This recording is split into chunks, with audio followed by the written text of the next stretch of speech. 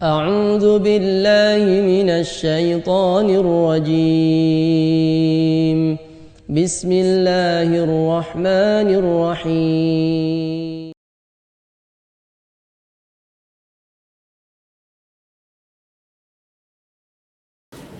بسم الله الرحمن الرحيم. السلام عليكم ورحمة الله وبركاته. إن الحمد لله نحمده ونستعينه ونستغفره ونعوذ بالله من شرور أنفسنا وسيئات أعمالنا. من يهد الله فلا مضل له ومن يضلل فلا هادي له. أشهد أن لا إله إلا الله وحده لا شريك له وأشهد أن محمدا عبده ورسوله لا نبي ولا رسول بعده. اللهم صل وسلم وبارك وأنعم على نبينا وحبيبنا وقدوتنا محمد وعلى آله وصحبه ومن سار على نهجهم إلى يوم الدين. أما بعد. Yang saya cintai dan saya hormati Bapak Dubes Pak Muhammad Basri, demikian pula hadiri dan hadirat yang tidak bisa saya sebutkan satu persatu namanya, termasuk panitia yang mengundang kami ke sini. Barakallahu fikum, mudah-mudahan ini semua dicatat oleh Allah Subhanahu wa taala sebagai amal saleh antum semua. Allahumma amin. Ayyuhal ikhwah wal akhawat rahimana jami'an, rahimanallahu jami'an. Apa yang akan kita bahas pada malam hari ini sangat penting sekali. Mengapa? Karena pembahasan tentang takdir ini merupakan satu dari 6 pilar keimanan. Sebagaimana kita semua memaklumi bahwa arkanul iman itu ada 6, dan ini satu kesatuan, satu paket. Nggak bisa kita hanya mengimani 5 dari 6, nggak bisa. 6-6-nya harus kita imani semua.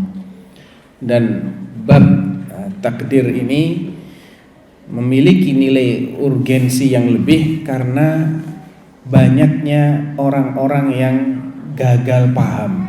Ini bahasa milenialnya, Pak Dubes gagal paham ya. Oleh karena itu kita harus mengerti, harus memahami bab yang satu ini, bab yang sangat penting ini, sebagaimana digariskan oleh Allah Subhanahu wa taala dalam kitabnya dan oleh Rasulullah sallallahu alaihi wasallam dalam sunnahnya, sesuai dengan pemahaman Ahlus Sunnah wal Jamaah. Tayyib, mungkin bisa digeser slide-nya. Ada 2 firqah atau 2 kelompok besar, sambil digeser ya, yang mereka ini gagal paham tadi ya, gagal paham dalam bab takdir. Yang pertama adalah Al-Qadariyah. Bisa ditekan lagi, Al-Qadariyah. Oh, sudah keluar semua. Baik. Adalah salah satu firqah yang ekstrim dalam menafikan takdir, ya, menganggap takdir itu nggak ada. Jadi segala sesuatu yang terjadi di alam semesta ini, baik itu kejadian alam ataupun perbuatan manusia, itu semua terjadi tanpa ada skenario terlebih dahulu, ya, tanpa ada rencana, tanpa ditentukan oleh Allah Subhanahu wa taala terlebih dahulu. Kemudian mereka juga meyakini bahwasanya Allah Subhanahu wa taala tidak menciptakan perbuatan manusia. Dan ini merupakan keyakinan mayoritas kaum Qadariyah. Ada yang ekstrim lagi di antara mereka, Ghulatul Qadariyah, mengatakan bahwa Allah Subhanahu wa taala, ta'ala Allahu amma yaquluna 'uluwan kabira, maha suci Allah dari apa yang mereka tuduhkan kepada Allah, mengatakan bahwasanya Allah tidak mengetahui sesuatu sebelum dia terjadi. Nah, ini parah banget ini ya. Ini ekstrimnya Qadariyah. Dan para ulama seperti Imam Ahmad bin Hanbal dan ulama-ulama salaf kita, ketika ditanya tentang keyakinan orang-orang Qadariyah ini, sebetulnya mereka masih muslim atau bukan nih, ya. Para ulama kita memberikan perincian, kalau Qadariyah yang mengingkari ilmu Allah, maka mereka sudah keluar dari Islam. Mereka yang menganggap bahwasanya Allah tidak tahu sesuatu sebelum dia terjadi, konsekuensinya mereka menyifati Allah dengan sifatul jahal. Wal'iyadzubillah. Allah dianggap tidak tahu sampai itu terjadi Allah baru tahu. Nah, ini jelas adalah pelecehan terhadap Allah Subhanahu wa taala. Nah, ini salah satu firqah yang tersesat, yang gagal paham dalam masalah takdir. Selain Al-Qadariyah ada lawannya, yaitu Al-Jabriyah. Ini benar-benar diametral keyakinannya dengan Al-Qadariyah. Jadi kata-kata Al-Jabr, Jabr itu artinya maksa. Karena mereka punya keyakinan yang ekstrim dalam menetapkan. Jadi kita ini ibaratnya manusia tidak punya pilihan apa-apa, tidak diberi kebebasan untuk menentukan apa yang akan kita perbuat. Kita ini dipaksa sama Allah Subhanahu wa taala untuk berbuat sesuatu tanpa diberi pilihan sedikit pun. Mereka mengumpamakan seperti sehelai bulu yang diterbangkan oleh angin. Dia nggak bisa menentukan arahnya, angin yang menentukan arahnya dia. Ya, diametral ya dengan Al-Qadariyah. Kemudian kalau Al-Qadariyah itu mengatakan manusia ini melakukan segalanya tanpa ada ketentuan dari Allah, Al-Jabriyah sebaliknya. Allah yang melakukan segalanya. Sebetulnya pelaku sejati dari segala sesuatu adalah Allah Subhanahu wa taala. Ya, manusia ini hanya melaksanakan. Kemudian yang lebih parah lagi, mereka berkeyakinan Allah ini memaksa manusia ini untuk beriman dan memaksa mereka untuk kafir. Yang mukmin itu beriman karena dipaksa oleh Allah, yang tidak beriman itu kafir karena dipaksa untuk kafir oleh Allah Subhanahu wa taala. Nah, konsekuensi dari madhab Al-Jabriyah ini sangat berbahaya, karena berarti kalau orang kafir itu kafirnya karena dipaksa oleh Allah, kemudian Allah masukkan mereka ke dalam neraka, berarti Allah menzalimi mereka dong. Allah Subhanahu wa taala telah berbuat sesuatu yang masuk dalam kategori zalim. Kenapa orang dipaksa kemudian dia dihukum? Kalau itu adil, mestinya dia tidak dihukum karena dia dipaksa. Nah, ini dua firqah yang tersesat, yang gagal paham dalam bab takdir. Nah, bagaimana dengan keyakinan Ahlus Sunnah wal Jamaah? Slide berikutnya. Tentunya sebelum kita membahas tentang keyakinan Ahlus Sunnah wal Jamaah, kita harus definisikan dulu takdir itu apa. Ya. Takdir itu meliputi 4 komponen. Huwa ilmullah lil asya', ilmu Allah yang meliputi segala sesuatu, pengetahuan Allah Subhanahu wa taala yang meliputi segala sesuatu, wa kitabatuhu laha, dan pencatatan atas segala sesuatu yang Allah ketahui tadi. Allah tahu dulu, kemudian Allah catat semua yang Allah ketahui tadi dari mana? Di Lauhul Mahfuz. Wa masyiatuhu iyyah, kemudian kehendak. Sesaat sebelum dia terjadi, Allah kehendaki terlebih dahulu untuk terjadi. Dan yang keempat adalah penciptaan apa yang Allah kehendaki untuk terjadi tadi. Inilah yang dimaksud dengan takdir. Jadi takdir itu ada 4 unsur. Ilmunya Allah, kemudian pencatatannya, kemudian kehendak Allah, dan yang keempat adalah penciptaan.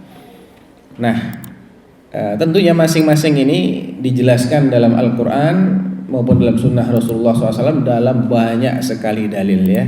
Bisa dilihat, saya beri warna sesuai dengan unsurnya masing-masing. Tentang ilmu, dalilnya adalah setiap ayat yang ditutup dengan kata-kata wallahu bikulli syai'in alim. Dan itu ada dalam banyak ayat, di antaranya di surat Al-Baqarah, surat kedua ayat 282, An-Nisa 176, kemudian surat ke-24, surat apa itu? An-Nur ayat ke-35 dan ayat ke-64, kemudian surat ke-49 ayat ke-16 dan surat ke-64 ayat 11. Banyak sekali. Ya, wallahu bikulli syai'in alim. Artinya Allah itu mengetahui segala sesuatu. Ini menetapkan adanya pengetahuan Allah, ilmu Allah yang meliputi kullu syai'. Tidak ada yang terkecualikan di sini. Tidak ada yang terkecualikan. Baik itu yang belum terjadi, yang sedang terjadi, atau yang akan terjadi, dan bagaimana ketika dia terjadi. Yang belum terjadi ini, kalau dia terjadi, bagaimana prosesnya, itu Allah sudah tahu semua.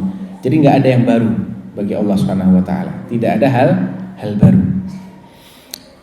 Demikian pula ayat-ayat yang bunyinya alimul ghaibi wasyahadah.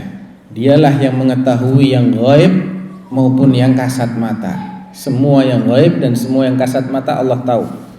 Itu ada di surat ke-6 ayat 73, surat ke-9 ayat 94 dan 105, surat ke-13 ayat 9 dan seterusnya. Anda bisa baca sendiri di sana. Ya. Demikian juga ayat yang berbunyi ya'lamu ma fis samawati wa ya'lamu ma wal ardi wa ya'lamu ma tusirruna wa ma tu'linun. Allah Subhanahu wa taala mengetahui, senantiasa mengetahui apa yang ada di langit-langit, apa yang ada di bumi, dan Allah juga tahu apa yang kalian sembunyikan maupun yang kalian utarakan. Ya. Ini menetapkan adanya unsur pertama dari pengertian takdir, yaitu ilmunya Allah yang meliputi segala sesuatu. Terkait dengan pencatatan, Allah SWT juga menyebutkan dalam berbagai ayat, di antaranya ma farratna fil kitabi min syai'. Dalam Alkitab, maksudnya Al-Lauhul Mahfuz itu, kami tidak melalaikan sedikit pun. Gak ada yang kelupaan, gak kami catat. Tidak. Semua yang kami ketahui dan akan terjadi, semuanya tercatat di sana. Itu di surat Al-An'am ayat 38. Kemudian Allah juga berfirman dalam surat ke-54, surat Al-Qamar ayat 52 dan 53, wa kullu syai'in fa'aluhu fiz zubur wa kullu saghirin wa kabirin mustatar. Mustatar itu artinya tertulis. Wa kullu syai'in, segala sesuatu, fa'aluh, yang mereka lakukan, fi zubur ay fi al-lauhil mahfuz. Wa kullu saghirin wa kabirin mustatar, semua yang kecil yang besar tercatat. Kemudian juga Allah berfirman di surah ke-13 surat Ar-Ra'd ayat 39, wa 'indahu ummul kitab yamhullahu ma yasha'u wa yuthbit wa 'indahu ummul kitab. Di sisi Allah terdapat kitab induk yang mencatat segala sesuatu, yaitu Al-Lauh Al-Mahfuz. Demikian pula dalam hadis yang sahih, awwal ma khalaqallah al-qalam. Ketika Allah Subhanahu wa taala menciptakan qalam, pena, pertama kali diciptakan Allah perintahkan untuk mencatat. Uktub, qalama aktub, apa yang aku catat ya Allah, kata penanya. Qala uktub maqadira kulli syai'in hatta taqumas saah. Catatlah takdir segala sesuatu sampai terjadinya hari kiamat. Ini hadis diriwayatkan oleh Imam Abu Dawud dan disahihkan oleh Syekh Al-Albani rahimahullah. Bagian ketiga dari takdir adalah al-masyiah, kehendaknya Allah Subhanahu wa taala. Sesaat sebelum terjadi dikehendaki dulu oleh Allah. Dan ini juga banyak ayatnya.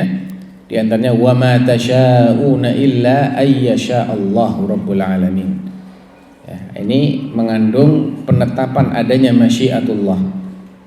Wala taqulanna li syai'in inni fa'ilun dzalika ghadan illa ayyasha Allah. Ya. Walhasil banyak sekali ayat-ayat yang menetapkan tentang sifat masyiah ini. Di antaranya ada tadi di situ ya. Kemudian yang keempat adalah penciptaan. Dan itu juga banyak sekali dalilnya. Di antaranya dzalikumullahu rabbukum khaliqu kulli syai'in. Khaliqu itu pencipta, kulli syai', segala sesuatu. Ya. Di ayat yang lain Allahu khaliqu kulli syai'in. Allah yang menciptakan segala sesuatu. Demikian juga wa khalaqa kulla syai'in faqaddarahu taqdira. Dan Allah menciptakan segala sesuatu dan menentukan kadarnya masing-masing. Wa khalaqa kulla syai'in wa huwa bikulli syai'in alim. Dan banyak lagi ayat-ayat yang sejenis. Baik, jadi ini pengertian takdir, ilmu Allah, pencatatannya, kehendaknya dan penciptaannya. Berikutnya masuk kita ke dalam kaidah, ya, agar bab takdir itu bisa kita fahami dengan baik dan benar, tidak gagal paham, kita perlu mengetahui kaidah-kaidah. Yang pertama, bahwa semua ketetapan dan perbuatan Allah adalah adil, bijak dan penuh hikmah. Adil, bijak dan penuh hikmah, atau bisa juga kita katakan penuh dengan kasih sayang. Ya, bijak itu identik dengan penuh hikmah, ya. Bisa kita tambahkan penuh dengan rahmah. Kenapa demikian ayyuhal ikhwah? Karena Allah Subhanahu wa taala memiliki sifat-sifat itu. Allah telah menafikan dari dirinya sifat zalim, ya. Wa mallahu bidzallamin lil 'abid. Di antara ayat-ayat yang menegaskan tentang ternafikannya sifat zalim dari Allah Subhanahu wa taala adalah ayat wa mallahu bidzallamin lil 'abid. Allah sama sekali tidak zalim terhadap hambanya. Kalau enggak zalim berarti adil. Demikian juga firman Allah wa may ya'mal minas salihati, surat Thaha ayat 112. Wa may ya'mal minas salihati wa huwa mu'min, barang siapa mengamalkan amal-amal saleh dalam keadaan beriman, fala yakhafu dzulman wala hadma, maka dia tidak perlu mengkhawatirkan adanya kezaliman maupun adanya pengurangan hak. Demikian juga di surah Qaf ayat 28-29 Allah berfirman di situ, qala la takhtasimu ladayya wa qad qaddamtu ilaikum bil wa'id ma yubaddalul qawlu ladayya wa ma ana bidzallamin lil 'abid. Dan aku sama sekali tidak menzalimi hambaku. Wa ma zalamahumullah walakin kanu anfusahum yadhlimun, dan banyak lagi ayat-ayat yang lain. Baik. Dan tidak zalimnya Allah ini sampai kepada titik seandainya, ini agak ekstrim kedengarannya, ya, seandainya Allah Subhanahu wa ta'ala mengazab semua makhluknya, termasuk para malaikat, termasuk para nabi, semuanya dimasukkan ke dalam neraka, maka itu pun tidak masuk kategori zalim. Kok bisa? Kok bisa itu enggak zalim? Ada yang tahu jawabannya? Jawabannya adalah karena kita ini punya utang banyak sama Allah yang tidak mungkin kita bisa bayar. Utang berupa nikmat yang tidak terhingga yang Allah curahkan kepada kita. Dan Allah sudah menyatakan dengan tegas sekali, wa in ta'uddu ni'matallahi la tuhsuha innal insana la zalumun kafar. Andai kalian berusaha untuk menghitung-hitung, mengetahui seberapa banyak sih jumlah dari nikmat-nikmat Allah yang telah diturunkan kepada kalian ini, kalian tidak akan sanggup. Sekedar menghitung aja gak sanggup. Bagaimana mungkin dia akan berterima kasih kepada Allah? Jumlahnya aja dia gak tahu persisnya berapa. Kalau dia tahu persis jumlahnya, mungkin dia bisa berusaha ke arah sana, tapi jumlahnya itu nggak ketahuan karena saking banyaknya. Otomatis kita ini selalu berutang budi sama Allah, dan kita selalu tidak mungkin bisa mensyukuri nikmat Allah. Kalau belum masuk kategori bersyukur, kan berarti dia masih kufur nikmat. Dia masih punya utang sama Allah yang tidak mungkin dia bisa bayar. Sehingga kalau Allah mau adil sama kita, dan kita berharap jangan diadili oleh Allah. Siapa yang berharap untuk diadili oleh Allah? Jangan ada yang berharap diadili oleh Allah. Dirahmati oleh Allah. Kalau diadili oleh Allah, habis semua kita. Karena kalau Allah menuntut kita untuk mensyukuri nikmat-nikmat Allah terlebih dahulu, nggak ada yang bisa masuk jannah. Wala Rasulullah SAW tidak akan bisa masuk jannah. Makanya beliau mengatakan dalam hadis yang sahih, innahu la yadkhulul jannata ahadun minkum bi'amalihi. Ketahuilah bahwa tidak ada seorang pun dari kalian yang akan masuk jannah semata-mata sebagai kompensasi dari amalnya, sebagai imbalan dari amalnya. Tidak ada. Karena harga jannah ini nggak terbeli dengan amal sehebat apapun, nggak bisa dibeli. Makanya para sahabat tanya, wala anta ya Rasulullah, termasuk engkau ya Rasulullah tidak akan masuk jannah dengan amalmu, semata-mata amalmu? Qala wala ana, termasuk saya tidak akan bisa membayar harganya jannah ini, illa an yataghammadani Allahu birahmatin minhu wa fadl, kecuali kalau Allah mencurahkan rahmat dan karunia-Nya. Jadi kita ini masuk jannah itu dikatrol pakai rahmat Allah. Kalau mengandalkan amal kita nggak layak sama sekali. Karena itu tadi, yang wajib kita syukuri ini masih banyak yang belum bisa kita syukuri. Jadi kita ini statusnya masih kufur nikmat sama Allah Subhanahu wa taala. Jadi seandainya Allah akan mengadab seluruh umat manusia, Allah nggak zalim, adil itu adil. Oleh karena itu orang-orang beriman itu mengharapkan belas kasihnya Allah, tidak mengharapkan keadilan. Karena kalau mau diadili sama Allah, tamat kita semua riwayatnya. Jadi sini apapun keputusan Allah Subhanahu wa taala dan apapun ketetapan Allah itu adil dan itu bijak.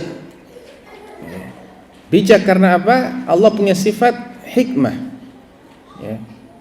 Wa huwal azizul hakim. Al-Hakim itu nama di antara nama-nama Allah, di antara Asmaul Husna yang berarti memiliki sifatul hikmah. Dan hikmah itu wad'u syai'i fi mawdhi'ihi, menempatkan sesuatu pada tempatnya. Orang kafir ditempatkan di neraka itu pas, cocok. Memang pantasnya di situ. Ya. Dan pasti ada sebab-sebab yang sudah Allah tentukan. Kenapa kok dia masuk kepada neraka? Ini akan kita bahas dalam kaidah-kaidah berikutnya. Jadi dari poin ini kita jadi melek sedikit gitu ya. Oh ternyata Allah ini adil, nggak mungkin sekecil pun ada kezaliman pada perbuatannya Allah, pada ketetapannya Allah Subhanahu wa taala. Dari sisi yang lain, kezaliman ini nggak mungkin dilakukan oleh Allah Subhanahu wa taala. Karena apa? Karena segala sesuatu adalah miliknya Allah. Walillahi ma fis samawati wal ard. Milik Allah semua yang ada di langit dan yang ada di bumi. Dan yang namanya zalim itu adalah mengotak-ngatik yang bukan miliknya. At-tasarruf fi mulkil ghair bi ghairi idzni. Mengotak-ngatik yang bukan miliknya tanpa izin pemiliknya. Di sini nggak mungkin Allah bisa dikategorikan berbuat zalim karena segala sesuatu adalah miliknya Allah Subhanahu wa taala. Baik. Kaidah berikutnya, kaidah yang kedua adalah bahwa manusia ini diarahkan oleh takdir, namun juga diberi pilihan atas apa yang akan diperbuatnya. Dan balasan yang Allah berikan itu bukan karena Allah sudah menakdirkan dia, bukan, tapi karena dia memilih hal tersebut. Jadi manusia ini dibalas oleh Allah karena pilihannya. Contoh, antum datang ke sini, ditakdirkan oleh Allah enggak? Takdir. Tapi dipaksa ke sini. Ada yang maksa? Allah enggak maksa kan? Antum diberi pilihan, mau datang ahlan wa sahlan, nggak datang juga nggak ada yang maksa. Ketika Allah memberikan pahala, maka pahala ini bukan karena Allah sudah menentukan antum bakal datang ke sini, tapi karena antum memilih untuk menghadiri kajian ilmiah ini, yang ini merupakan amal soleh insyaallah. Jadi balasan itu diberikan karena pilihan manusia. Demikian juga ketika ada seseorang berbuat maksiat, mencuri misalnya. Mencurinya dia memang sudah ditakdirkan oleh Allah Subhanahu wa taala. Tapi Allah tidak pernah memaksa dia untuk mencuri. terbuka pilihan. Dia bisa mendapatkan harta dengan cara halal, dan bisa juga dia mendapatkan dengan cara haram, mencuri misalnya. Ketika dia memilih cara yang haram ini, maka itulah alasan Allah menghukumnya, karena dia memilih cara yang haram, padahal nggak ada yang maksa dia untuk memilih cara yang haram. Atau bahasa ilmiahnya, al-insan musayyarun wa mukhayyarun. Musayyar itu diarahkan, mukhayyar diberi pilihan. Tidak 100% dia diarahkan seperti akidahnya Jabriyah, dan tidak 100% dia diberi kebebasan seperti akidahnya Al-Qadariyah. Enggak, Ahlus Sunnah tengah-tengah. Ahlus Sunnah dalam semua bab itu tengah-tengah, enggak ekstrim kanan, enggak ekstrim kiri. Ada unsur diarahkannya jelas, ya, dengan takdir Allah yang mendahului terjadinya segala sesuatu. Tapi dia juga diberi pilihan. Dan kenapa kok Allah hukum dia? Kenapa kok Allah kasih dia pahala? Karena dia memilih. Hukuman karena dia memilih yang diharamkan oleh Allah, dan pahala karena dia memilih yang diridhai oleh Allah Subhanahu wa ta'ala, ya. Dan kaidah ini dirumuskan dari banyak dalil, seperti adanya wa ma tasyauna illa ayyasha Allah. Ini menunjukkan adanya sabiqul qadar, takdir yang mendahului. Apapun yang kalian kehendaki, yaitu juga sudah ditentukan oleh Allah. Ada kehendak Allah yang mendahului itu semua. Ya. Baik, kaidah yang ketiga, bahwa perbuatan manusia itu dinisbatkan kepada Allah sebagai yang menakdirkan dan menciptakan, ya, karena Allah itu wa kullu syai'in fa'aluhu fi zubur wa kullu saghirin wa kabirin mustatar wallahu khalaqakum wa ma ta'malun. Allah menciptakan kalian dan apa yang kalian perbuat. Kita dan amal kita semuanya adalah ciptaan Allah Subhanahu wa ta'ala. Apa yang kita perbuat itu terjadi juga setelah ditakdirkan oleh Allah Subhanahu wa ta'ala. Jadi kita dan perbuatan kita dinisbatkan kepada Allah dari sisi Allah menakdirkan hal tersebut, ya, dan Allah menciptakan. Ketika dia terjadi, Allah menciptakan. Namun itu juga dinisbatkan kepada kita atau kepada si manusia ini sebagai pelakunya secara langsung. Ketika ada orang sholat, sholatnya dia adalah takdirnya Allah, kan? Allah menakdirkan dia untuk sholat, dan Allah menciptakan ketika dia benar-benar sholat. Tapi sholat ini juga dinisbatkan kepada manusia, karena yang langsung melaksanakan gerakan dan bacaan sholat bukan Allah, tapi manusia, ya, yang berwudu terlebih dahulu, kemudian takbiratul ihram, baca al-fatihah dan seterusnya sampai salam, manusia, kan? Manusia. Jadi yang terlibat langsung manusia, maka dinisbatkan juga perbuatan ini kepada manusia. Bagaimana dengan dosa? Apakah juga seperti itu? Iya, semuanya. Dari sisi Allah menakdirkan, maka itu dinisbatkan kepada Allah Subhanahu wa ta'ala. Namun siapa yang terlibat secara langsung, maka dinisbatkan kepada dia. Ketika ada seseorang melakukan pembunuhan misalnya, yang bunuh itu ya manusianya, yang menggerakkan tangannya untuk menikam misalnya orang lain sehingga dia mati, itu manusia. Tapi perbuatan dia ini dinisbatkan kepada Allah dari sisi Allah sudah menakdirkan hal tersebut, ya. Tayyib. Nah, ketika kita bicara tentang bahwa semua yang terjadi ini adalah bagian dari takdir Allah, maka tidak berarti bahwa kejahatan itu langsung dinisbatkan kepada Allah, tidak. Ya, wasyarru laisa ilaik, kata Rasulullah SAW dalam doanya, kejahatan itu tidak dinisbatkan kepadamu. Maksudnya tidak mungkin Allah Subhanahu wa ta'ala atau takdirnya Allah Subhanahu wa ta'ala itu dikatakan jahat, tidak baik, itu nggak mungkin. Karena takdir Allah tadi hakikatnya apa? Ilmunya Allah, pencatatannya Allah, kehendaknya Allah dan penciptaannya Allah, dan tidak mungkin ilmunya Allah ada yang tidak baik, maupun pencatatannya, maupun kehendaknya, maupun ciptaannya, semuanya baik. Kalau ada yang tidak baik itu nisbi, menurut makhluknya itu nggak baik. Contohnya begini, analogi saja ya, pendekatan ilmiah.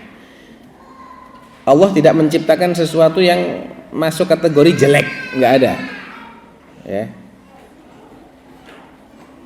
Allah SWT menentukan adanya makhluk, menciptakan makhluk yang namanya iblis. Dan iblis ini punya keturunan, punya dzurriyyah, syayatin. Baik atau buruk? Buruknya ini buat antum atau buat Allah?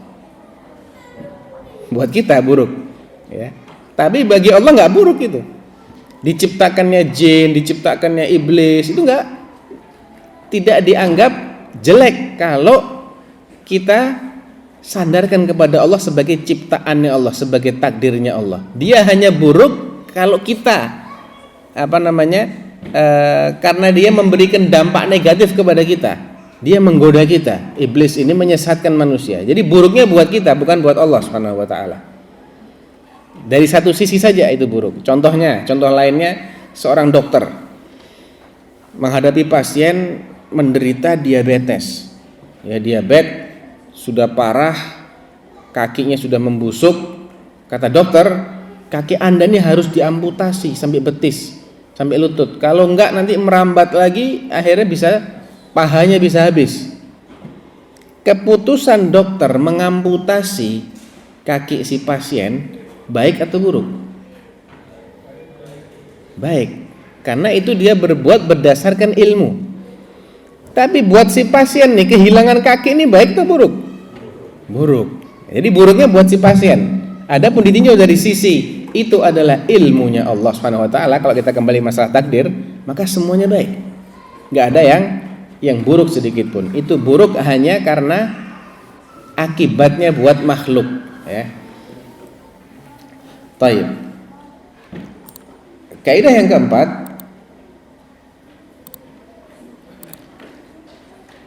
kita boleh berdalih itu artinya beralasan dengan takdir dalam menghadapi musibah, bukan dalam menghadapi aib pribadi. Contoh, misal ada orang dapat musibah kecurian. Kok kamu kecurian? Ya sudah takdir, mau gimana lagi, musibah ini. Tapi ada juga orang yang punya kelemahan dia, misalnya dia malas sholat. Kok kamu malas sholat? Udah takdir. Nah, ini nggak bener nih, nggak bener. Dalam hal-hal yang sifatnya aib pribadi, maka tidak boleh berdalil dengan takdir. Kalau sifatnya musibah boleh. Agar lebih jelas, ya, diklik-klik aja berulang kali sampai keluar semua. Ada 3 kondisi orang yang berdalih dengan takdir.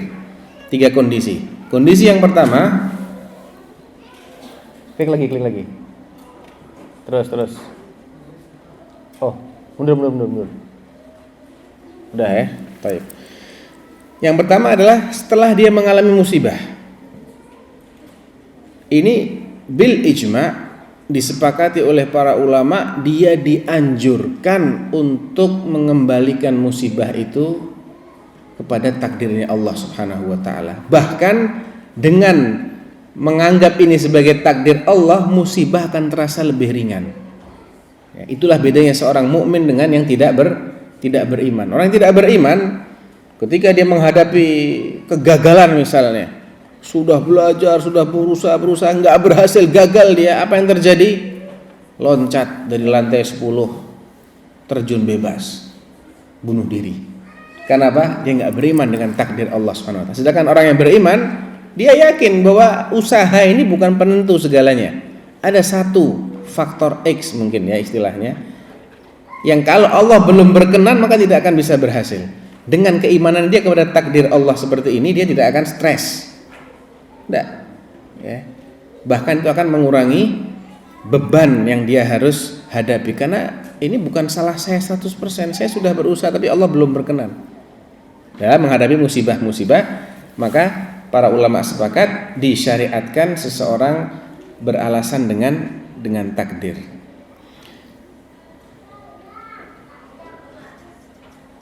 Bahkan Nabi mengatakan ketika kalian tertimpa sesuatu, jangan kalian mengatakan lau anni fa'altu kadza lakana kadza. Seandainya aku berbuat begini maka tidak akan terjadi itu. La, jangan kalian bilang begitu. Fa inna lau taftah amal syaitan. Karena kata-kata lau, seandainya itu membuka pintu syaitan. Tapi katakan qaddarallah wa ma syaa fa'al. Allah sudah menentukan dan apa yang Allah kehendaki Allah akan wujudkan itu. Kita nggak bisa melawan kehendaknya Allah. Sekali lagi ini dalam hal-hal yang sifatnya musibah, kematian, sakit, bencana, kekurangan harta benda dan lain sebagainya. Adapun terhadap kondisi yang kedua adalah maksiat. Seseorang berbuat maksiat di masa lalu dan dia sudah benar-benar bertaubat. Ketika ditanya, kenapa kamu dulu berbuat maksiat? Ya sudah takdirnya Allah. Allah sudah menakdirkan saya untuk berbuat maksiat, tapi saya sudah taubat. Ini bil ijma' berdasarkan kesepakatan ulama boleh hukumnya. Dalilnya adalah hadis fis sahihain tentang debat antara Nabiullah Adam dengan Musa. Ihtajja Adamu wa Musa. Faqala Musa ya Adam anta abul bashar khalaqakallahu biyadayka wa asjada lakal malaika wa adkhalakal jannah. Fa akhrajtana minal jannah wa khayyabtana. Wahai Adam, engkaulah bapaknya segala manusia, ya. Allah menciptakanmu dengan kedua tangannya, menyuruh malaikat sujud kepadamu. Engkau mengecewakan kami wahai Adam. Gara-gara kamu makan buah yang terlarang, akhirnya kamu turun ke bumi, dikeluarkan dari jannah dan kami pun akhirnya tinggal di bumi. Andai kamu enggak bermaksiat, kami semua akan tinggal di jannah. Ya, disalahkan ini Adam oleh Nabi Musa alaihissalam. Apa kata Nabi Adam? Wa anta Musa. Tapi kamu hai Musa, orang yang diberi wahyu berupa kitab Taurat oleh Allah Subhanahu wa taala. Orang yang diajak bicara oleh Allah Subhanahu wa taala secara langsung. Bukankah kau dapati dalam kitab Taurat itu bahwa Allah Subhanahu wa taala telah mengatakan ya, wa asa Adamu rabbahu faghawa, dan Adam akan bermaksiat kepada Tuhannya sehingga dia tersesat. Bukankah sudah ada wahyu seperti itu sebelum Allah ciptakan aku? Oh iya betul. Terus kenapa kau salahkan aku? Ya, kenapa kau salahkan aku? Tapi kapan Adam mengatakan begitu? Setelah dia bertaubat. Ya, begitu dia diturunkan oleh Allah dari jannah. Di surat Al-Baqarah Allah mengatakan fatalaqqa Adamu mir rabbih kalimatin fataba alaih. Adam diberi ilham, diberi wahyu berupa beberapa kalimat yang diucapkannya sebagai bentuk taubatnya dia kepada Allah, dan kemudian Allah terima taubatnya. Sudah mengakui salah, sudah mengakui dosa. Ketika itu boleh dia beralasan bahwa dosa masa lalunya itu memang sudah ditakdirkan oleh Allah. Adapun yang ketiga ini adalah dalilnya syaitan, dalilnya orang-orang musyrik. Ya, sebagaimana yang Allah firmankan, dan ini hukumnya haram, ya, ini beralasan dengan takdir terhadap dosa-dosa yang dia belum bertaubat, dia masih melakoninya. Allah berfirman, wa qala alladzina asyraku, berkatalah orang-orang musyrik itu, lau sya'allah, andai Allah menghendaki, ma abadna min dunihi min syai'in nahnu wala aba'una wala harramna min dunihi min syai'. Andai Allah menghendaki, maka kami maupun orang-orang tua kami tidak akan menyembah selain Allah dan tidak akan mengharamkan hal-hal yang tidak diharamkan oleh Allah Subhanahu wa taala.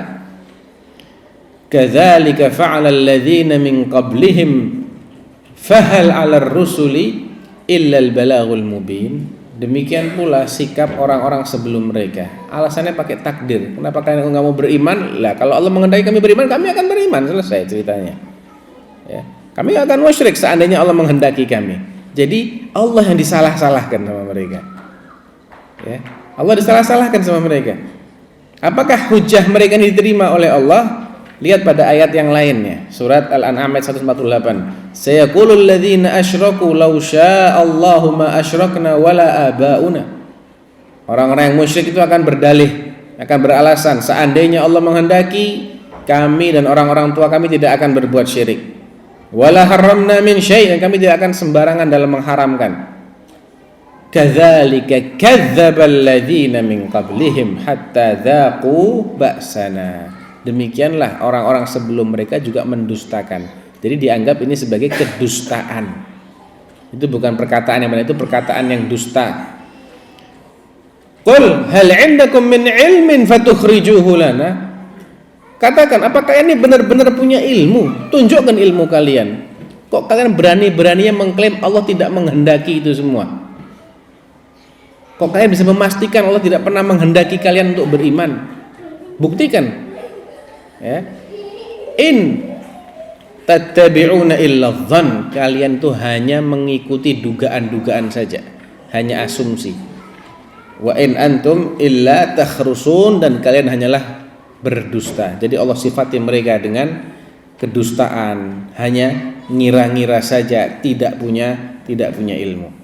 Ini menunjukkan bahwasanya perbuatan seperti ini adalah diharamkan hukum. Jadi haram beralasan dengan takdir kalau seseorang belum bertaubat dari dosanya. Adapun setelah dia bertaubat, sudah benar-benar taubat, maka tidak mengapa dia beralasan dengan bahwasanya itu sudah ditakdirkan oleh Allah Subhanahu wa taala. Kaidah yang kelima, bahwa takdir Allah Subhanahu wa taala itu terbagi menjadi baik dan buruk. Ini memang teks hadisnya begitu. Fa akhbirni anil iman, ketika Jibril bertanya kepada Rasulullah, apa itu iman? Al iman an tu'mina billahi wa malaikatihi wa kutubihi wa rusulihi wal yaumil akhir wa tu'mina bil qadari khairihi wa syarrihi. Dan engkau mengimani adanya takdir Allah yang baik maupun yang buruk. Namun yang buruknya ini tadi sudah kita singgung, tidak langsung dinisbatkan kepada Allah karena buruknya itu nisbi sifatnya. Ya, adapun dari sisi akibatnya kepada manusia ada baik ada buruk. Tapi dilihat dari sisi Allah semuanya baik. Dan Allah tidak pernah menciptakan kejahatan 100%, termasuk iblis itu enggak 100% jelek. Adanya iblis itu masih mengandung kebaikan sebagai penguji manusia. Ya, manusia diberi syahwat tapi juga diberi potensi untuk jadi orang baik. Bagaimana agar seseorang itu terbukti dia adalah orang-orang yang benar-benar baik? Diuji dulu dengan adanya iblis yang menggoda dia, dengan adanya hawa nafsu. Ketika terbukti dia bisa mengedepankan rasa takutnya kepada Allah Subhanahu wa taala dan mengesampingkan hawa nafsunya, maka dia akan diberi balasan yang baik oleh Allah Subhanahu wa taala. Adapun yang tidak bisa melewati ujian tersebut, ya dia akan diberi balasan yang setimpal. Ada satu tambahan lagi, sebetulnya bukan 5 tapi 6 ya. Yang ke-6 ini juga penting. Perlunya kita membedakan antara dua macam kehendak Allah. Allah tuh punya dua kehendak. Kehendak kauniyah atau iradah kauniyah dengan kehendak syar'iyah atau iradah syar'iyah. Kehendak kauniyah ini adalah kehendak Allah atas segala sesuatu yang akan terjadi. Kalau Allah sudah menghendaki sesuatu untuk terjadi, maka dia pasti akan terjadi. Terlepas apakah itu sesuatu yang dikehendaki secara syar'i ataukah yang tidak dikehendaki secara syar'i. Contoh, kafirnya Fir'aun itu kehendak Allah yang sifatnya kauniyah, tapi itu tidak masuk dalam iradah syar'iyahnya Allah. Karena secara syar'i Allah tidak menghendaki ada manusia yang kafir secara syar'i, bukan secara kauni. Secara kauni itu adalah realita. Realitanya ada yang muslim, ada yang kafir. Tapi kalau syar'inya Allah tidak menghendaki ada orang kafir. Allah ingin semua orang ini beriman. Itu secara iradah syar'iyahnya Allah Subhanahu wa taala. Buktinya apa? Allah nyuruh kita beriman. Ya. Aminu billahi wa rasulihi wal kitabil ladzi nazzala ala rasulihi wal kitabil ladzi anzala min qabl. Berimanlah kalian kepada Allah dan rasulnya dan kitabnya. Ya. Bertakwalah kalian kepada Allah, jangan kalian maksiat, jangan kalian berbuat syirik.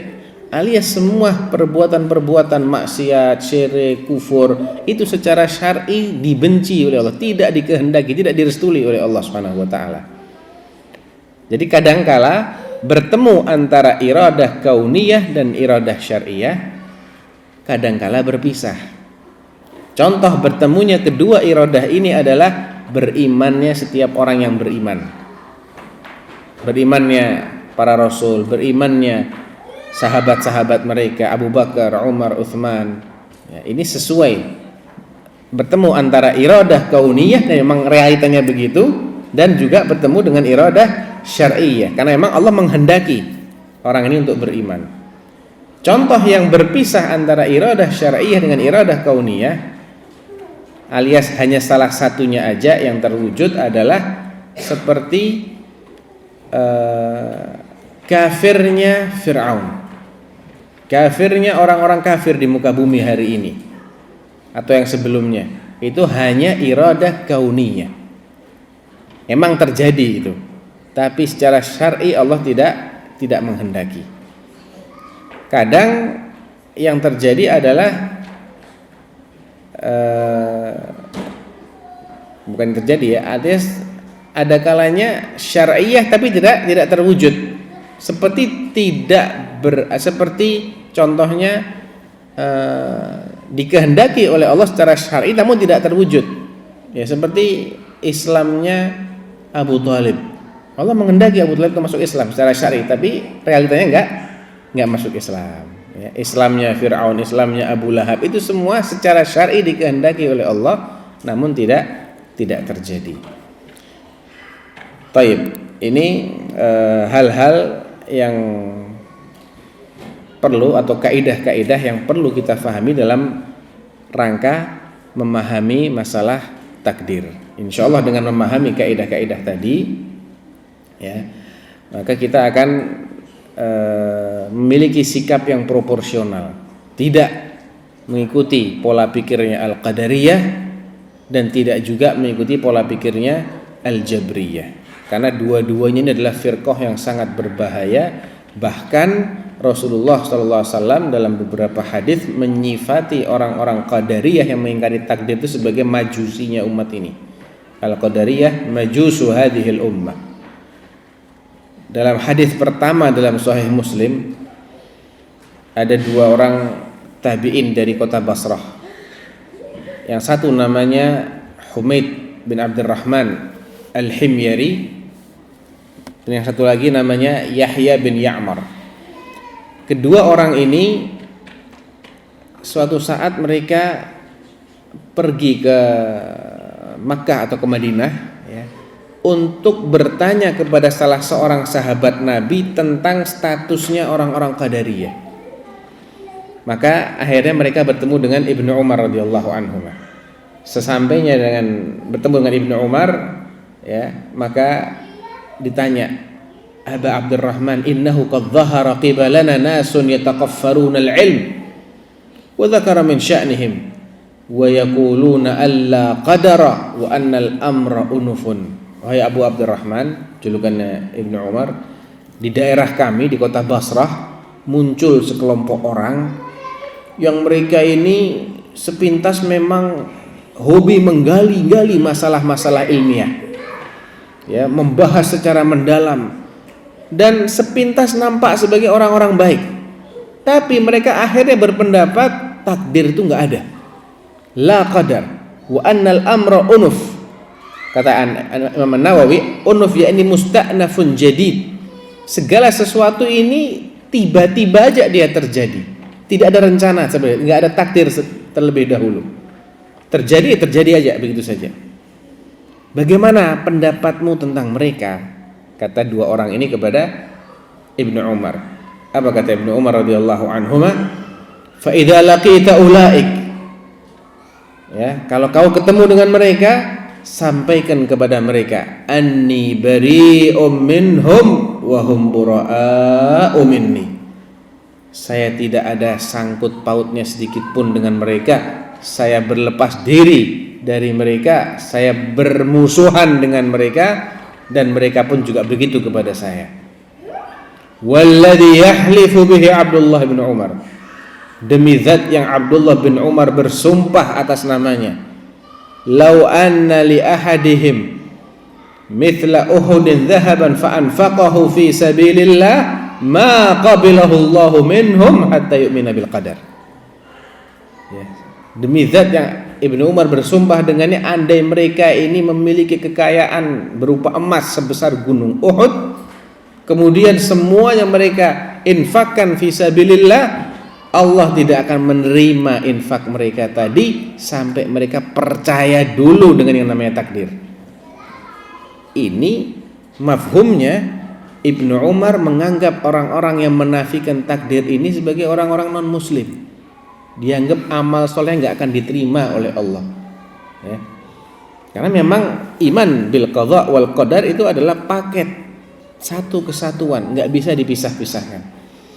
Jadi mudah-mudahan dengan kita mengenal kaidah-kaidah tadi, yang 6 tadi saya ulang secara singkat, bahwasanya yang pertama, semua ketetapan Allah, perbuatannya Allah itu adil, itu bijaksana dan penuh dengan hikmah. Kaidah yang kedua, bahwasanya Allah Subhanahu wa taala mengarahkan kita dan juga memberi kita pilihan. Ketika kemudian Allah membalas, maka balasan itu atas dasar pilihan kita, bukan atas dasar takdir Allah. Kemudian kaidah yang ketiga adalah bahwasanya perbuatan manusia itu dinisbatkan kepada Allah dari sisi bahwa Allah menakdirkan hal tersebut dan Allah menciptakannya, namun juga dinisbatkan kepada manusia itu sendiri dari sisi dialah yang melakukan secara langsung. Kemudian kaidah yang keempat, apa itu? Boleh berdalih dengan takdir dalam hal-hal yang sifatnya musibah, ya, bukan dalam hal-hal yang sifatnya aib pribadi, ya. Kalau itu aib pribadi berupa dosa-dosa masa lalu, maka ada syarat dia boleh berdalih dengan takdir, yaitu dia harus taubat terlebih dahulu. Adapun yang dia belum bertaubat, maka tidak akan diterima oleh Allah Subhanahu wa taala ketika dia beralasan dengan takdir. Yang kelima adalah apa itu? Takdir Allah Subhanahu wa taala itu terbagi menjadi baik dan buruk. Yang buruk itu sifatnya nisbi, kalau dilihat dari sisi dampaknya terhadap makhluk. Adapun dilihat dari sisi sumbernya, yang notabene itu adalah ilmunya Allah atau catatannya Allah atau kehendaknya Allah atau ciptaannya Allah, maka semuanya baik. Dan yang keenam, adanya pembagian antara kehendak Allah yang bersifat kauniyah, yang itu pasti terjadi, terlepas dari apakah Allah meridhoi menghendaki secara syar'i ataukah Allah tidak meridhoi dan tidak menghendaki secara syar'i. Kalau Allah menghendaki itu terjadi, pasti semua akan terjadi. Dan ada juga iradah atau kehendak Allah yang sifatnya syar'iyah. Yang ini definisinya adalah semua yang Allah perintahkan secara syar'i, yang Allah cintai. Apabila hambanya melakukan itu, maka ini semua masuk dalam kategori iradah syar'iyah. Kadang kedua iradah ini bertemu, namun kadang kita hanya mendapatkan salah satunya, ya. Demikian secara singkat pembahasan tentang kaidah-kaidah dalam memahami takdir Allah Subhanahu wa taala. Wallahu taala alam. Silakan kalau ada yang kurang jelas ingin ditanyakan. Masih ada waktu sekitar setengah jam. Tafadhol, silakan.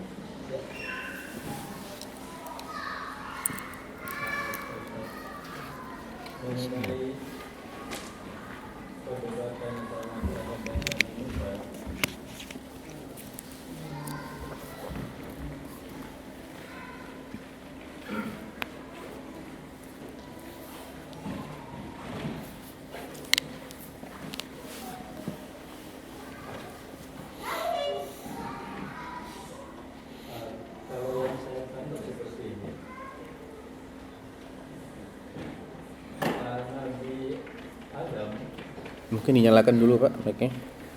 Dinyalakan.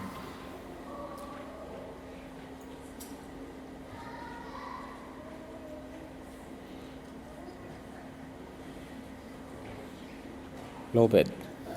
Pakai ini aja. Nah.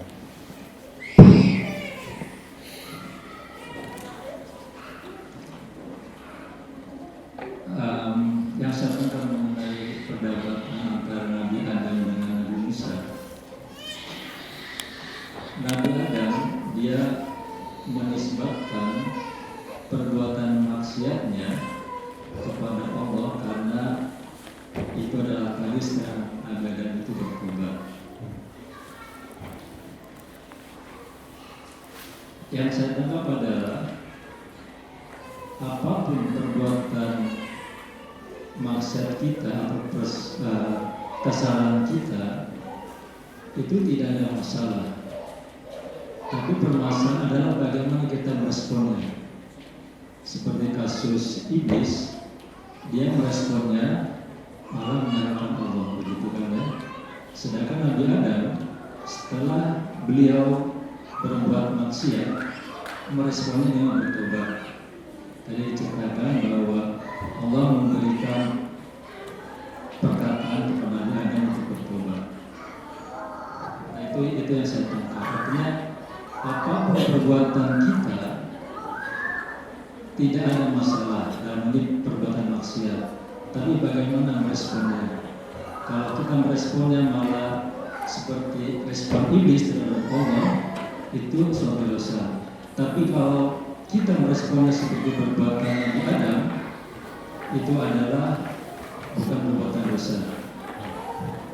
Yang saya ingin tanyakan adalah, kalau berdasarkan konsep itu yang saya pahami, ada seseorang yang akan melakukan maksiat karena dia tahu bahwa perbuatan maksiat tidak ada masalah bagaimana responnya. Ada seorang dia tahu akan berbuatan maksiat, tapi dia sudah merencanakan bahwa setelah dia berbuat maksiat dia akan bertobat, seperti tobat Nabi Adam seperti itu. Nah, kira-kira dalam kondisi ini bisa diterima nggak tobatnya, Pak Ustaz?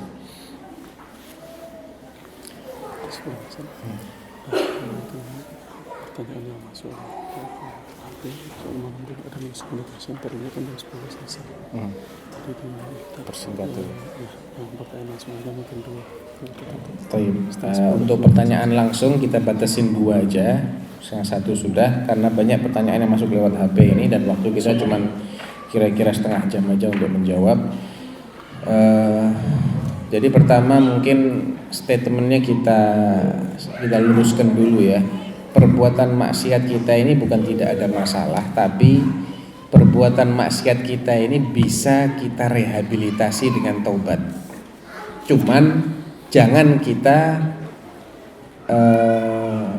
berbuat maksiat untuk kemudian bertaubat setelah itu, jangan. Karena belum tentu kita dapat kesempatan untuk taubat. Ya. Sebisa mungkin kita menghindari maksiat. Karena belum tentu loh. Ketika kita berbuat maksiat kemudian kita diberi umur oleh Allah setelah berbuat maksiat itu untuk tobat, belum tentu. Bukankah Nabi SAW juga memperingatkan kita dalam hadis yang muttafaq alaih fi sahihain, hadisnya Ibnu Mas'ud, innal 'abda la ya'malu bi 'amali ahli al-jannah hatta ma yakunu bainahu wa bainaha illa dhira' fayasbiqu 'alaihi al-kitab fay'amal bi 'amali ahli an-nar fayadkhuluha. Ada kalanya seseorang itu track recordnya sebelum ini adalah ahli ibadah, amalan-amalannya adalah amalan-amalan ahlul jannah. Sekian lamanya dia beramal dengan amalan ahlul jannah, seakan-akan jarak antara dia dengan jannah tinggal 1 hasta lagi, selangkah lagi. Tapi kemudian takdir Allah mendahului dan dia beramal dengan amalan ahlun nar, sehingga dia mati dan dia masuk ke dalam neraka. Jadi kalau maksiat itu direncanakan, nanti saya mau tobat sebelum itu, yang dikhawatirkan adalah kalau dia ada kesempatan, ya, kalau dia ada kesempatan. Belum tentu ada kesempatan. Demikian juga menunda-nunda ketaatan.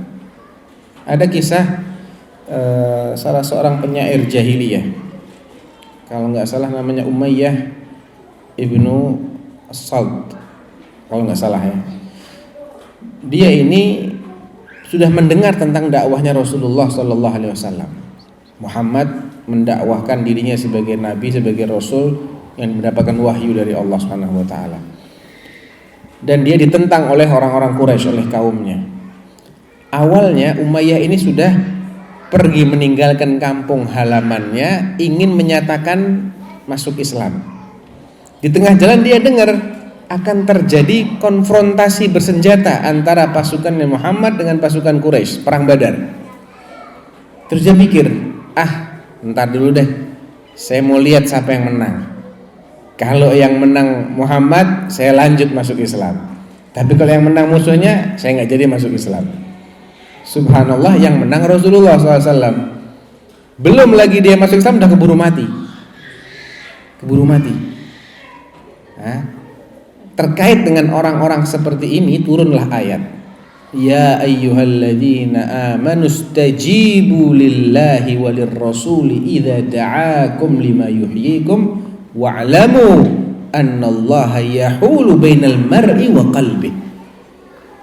Wahai orang-orang yang beriman, segeralah kalian dalam menjawab, memenuhi panggilan Allah dan Rasulnya bila mana Allah dan Rasulnya mengajak kalian untuk melakukan hal-hal yang menghidupkan kalian, menghidupkan iman kalian.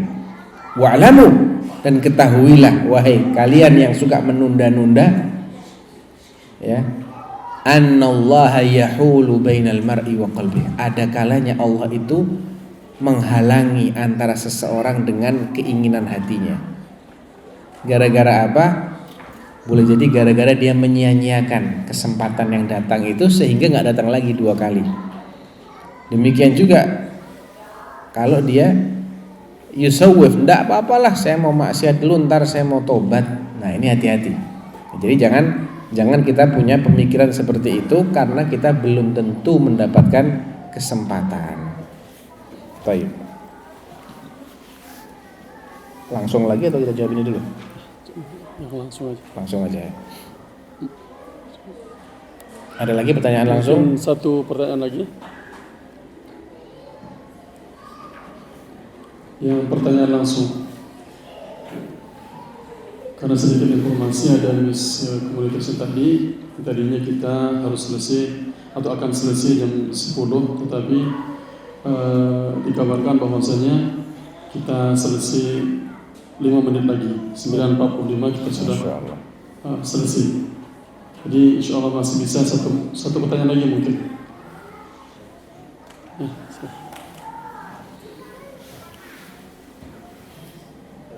Langsung aja Pak. Waalaikumsalam. Kita tahu bahwa semua yang Allah dilama. Terus setiap manusia kan diberi pilihan dari 2. Apakah kedua pilihan tersebut tertulis di dalam waktu atau pilihan kita? Pilihan kita di sini adalah apa yang kita akhirnya lakukan. Itu yang dimaksud dengan pilihan kita. Ya. Yang akhirnya antum pilih itu tertulis. Iya. Ya enggak kan, itu kan enggak terjadi. Ya, yang enggak terjadi enggak dianggap sebagai syai'. Syai' itu sesuatu yang akhirnya terjadi. Wa kullu syai'in fa'alu fi zubur. Segala sesuatu yang mereka lakukan tercatat. Kalau mereka enggak melakukan berarti itu bukan sesuatu, enggak ada kan berarti. Begitu. Baik, ini karena masih ada sedikit waktu 4 menit. Saya akan manfaatkan untuk menjawab pertanyaan-pertanyaan yang ada di sini. Dalam kehidupan akhirat yang abadi di neraka maupun di jannah, apakah masih adakah takdir Allah dan berlaku kaidah-kaidah takdir tadi? Ya, artinya takdir Allah itu meliputi segala sesuatu. Apa yang dilakukan orang-orang ahlul jannah itu min qada'illah wa qadarih, termasuk yang diketahui oleh Allah dan yang dikehendaki oleh Allah Subhanahu wa taala, masuk dalam pengertian takdir. Sebagiannya ya, mungkin nggak semua kaidah ini masuk ke sana, tapi yang jelas itu bagian dari dari takdir Allah Subhanahu wa taala. Ya. Kemudian bisakah mengartikan takdir seperti jalan dengan banyak cabang? Misalnya cabang satu yang baik dan cabang kedua buruk, dan terserah manusia memilih jalan sesuai kaidah keimanannya. Saya kurang paham ya maksudnya ini apa.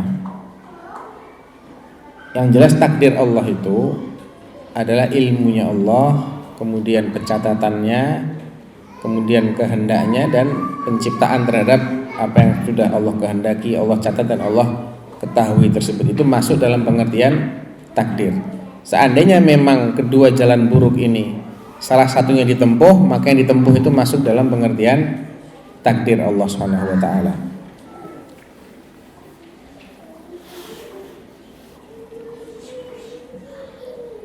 Adakah yang mengklaim diri mereka Qadariyah atau Jabariyah secara terang-terangan saat ini, baik secara individu maupun kelompok atau organisasi? Ya ini emang nggak bisa dibatasi ya, nggak bisa dibatasi. Yang namanya gagal paham atau pemikiran yang menyimpang itu bisa saja muncul atau disuarakan oleh siapa saja tanpa harus berafiliasi ke golongan tertentu. Ya. Ada sebagian kalangan yang dalam memahami masalah takdir mereka sepemahaman dengan Qadariyah atau sepemahaman dengan Jabriyah. Contohnya orang-orang Mu'tazilah. Itu dalam bab takdir mereka Qadariyah. Ada lagi yang dalam bab takdir mereka Jabriyah, seperti orang-orang Murji'ah. Kelompok Murji'ah itu dalam bab takdir mereka sepakat dengan pemahamannya Al-Jabriyah. Ya. Ada juga ya dia cukup terkenal juga jadi dai, saya nggak usah sebut namanya, tapi ketika menjelaskan tentang masalah takdir, subhanallah kok mirip banget dengan keyakinannya Qadariyah. Ya, oleh karena itu pentingnya kita memahami bab ini adalah supaya kita bisa membentengi diri kita. Oh ternyata itu pemahaman yang keliru, itu bukan pemahaman yang Ahlus Sunnah wal Jamaah. Ahlus Sunnah itu selalu tengah-tengah dalam semua bab keimanan. Ya, dalam bab asma dan sifat tengah-tengah, dalam bab takdir juga tengah-tengah. Nah, satu lagi pertanyaan terakhir. Apakah hadis tentang percakapan antara Nabi Adam dan Musa bisa diambil hikmahnya bahwa masalah takdir sangat sulit dipahami atau diterima oleh manusia? Memang ada poin-poin di mana itu merupakan rahasianya Allah. Sebagaimana ucapan para salaf, al-qadha wal qadar sirrullah, itu rahasianya Allah. Seperti kalau ditanya, kenapa ya kok akhirnya Fir'aun itu kafir? Kok enggak dibalik aja misalnya? Ya itu rahasianya Allah. Jawabannya adalah alaihissallahu bi'a'lama bisyakirin. Bukankah Allah yang lebih tahu siapa hamba yang bersyukur? Betul enggak? Allah lebih tahu toh? Ya sudah, antum enggak usah tanya. Allah lebih tahu. Yang jelas Allah tidak pernah memaksa orang untuk kufur. Allah memberikan potensi-potensi itu, ya, potensi untuk kebaikan diberikan oleh Allah SWT. Bahkan Allah mendukung orang untuk jadi orang baik. Buktinya apa? Allah berikan dia akal, Allah berikan dia pendengaran, penglihatan untuk memahami ayat-ayat Allah. Allah turunkan Al-Quran sebagai kitab hidayah. Allah utus Nabi sebagai yang membimbing umat ini. Itu buktinya Allah menghendaki, Allah mendukung orang untuk jadi orang baik. Kenapa kok akhirnya ada yang gak mau baik juga? Salah dia sendiri. Dia tidak menggunakan akalnya, tidak menggunakan penglihatannya dan pendengarannya. Makanya orang-orang ahlun nar itu mengatakan wa qalu law kunna nasma'u aw na'qil ma kunna fi ashabis sa'ir. Andai kami dulu mau mendengarkan nasihatnya Rasul, mau merenungkan, kami tidak akan masuk ke dalam neraka sa'ir. Di ayat yang lain walaqad dzara'na li jahannama katsiran minal jinni wal ins lahum qulubun la ya'qiluna biha walahum adhanun la yasma'una biha walahum a'yunun la yubsiruna biha ulaika kal an'am bal hum adall. Ya. Gara-gara apa kok banyak manusia menghuni neraka? Ya gara-gara mereka tidak memfungsikan akalnya mereka, penglihatannya mereka maupun pendengarannya mereka. Ya cuman dengar suara, tapi nggak dicerna, nggak difahami, nggak direnungi. Cuman melihat, tapi melihat sesuatu kemudian lewat begitu saja. Ya, artinya itu karena salahnya mereka sendiri sebetulnya. Ya, jadi nggak ada kontradiksi di sini ya. Bukan sulit itu bisa difahami kok. Hanya ada poin tertentu yang kita nggak diberitahu oleh Allah, ya sudah, jangan penasaran. Sudah, yang jelas antum disuruh apa, lakukan itu. Antum dilarang apa, jauhi. Titik, selesai masalahnya. Nggak usah tanya kenapa kok Allah begini, kenapa. La yus'alu amma yaf'al wa hum yus'alun.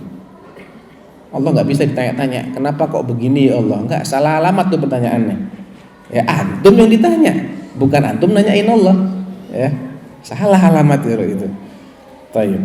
Habis kayaknya waktunya ya. Ya mudah-mudahan kajian ini bisa bermanfaat buat kita bersama. Yang benar dari Allah Subhanahu wa taala, yang salah dari diri saya sendiri.